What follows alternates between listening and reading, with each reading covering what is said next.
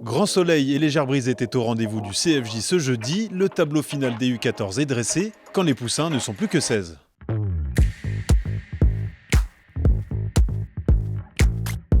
La 4e journée du CFJ 2023 n'a pas manqué d'agitation. Dans le ciel d'abord avec de nouvelles conditions de jeu exigeantes et sur le parcours ensuite avec la fin des qualifications U14 et des 16e de finale disputées chez les U12. Pour ce premier tour de match-play, les leaders ont tenu leur rang chez les filles à l'instar de Lilou Scotty. 3e des qualifications la veille, la joueuse de Lyon Salvani a progressivement pris le large dans son match pour mener jusqu'à 4 up à la sortie du 12. Mais Mathilda Moliette s'est accrochée en remportant les 15 et 16 pour revenir de down. Le dénouement s'est finalement présenté au 17, offrant une place en 8e de finale à son adversaire.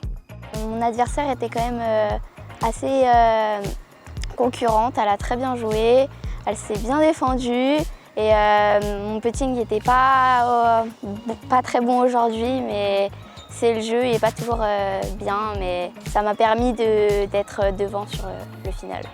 Ticket également validé pour Lana Guyot, Anouchka Djumic ou encore Elena Leblond. Seule surprise dans ce tableau, la défaite de Juliane Pierrat face à Océane Jora sur le score de 5 et 4.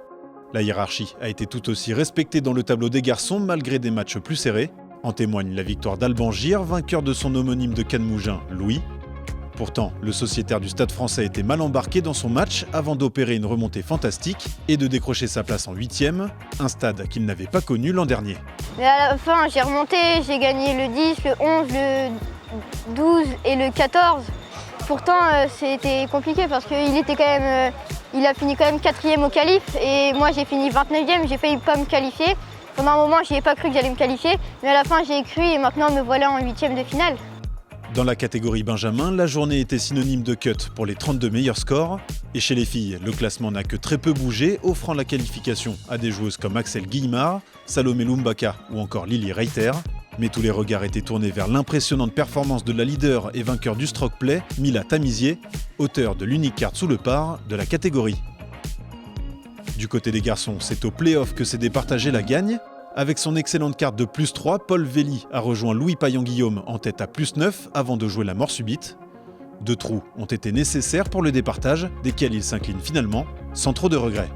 J'ai vu qu'après le premier tour, j'étais pas loin d'être dans les premiers. Puis aujourd'hui, je me suis dit, on va essayer d'être dans les premiers, quoi.